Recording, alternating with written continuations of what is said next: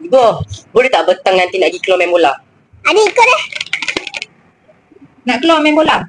Okey, sebelum nak keluar main bola, tolong ni, habiskan semua air-air yang berpaking-paking kat situ. Susun semua, tolong ibu, adik pun sama. Tolong ibu.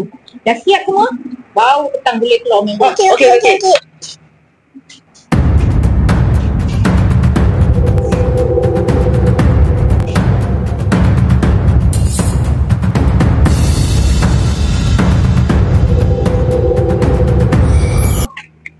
Pak Long minggu ni belum bayar.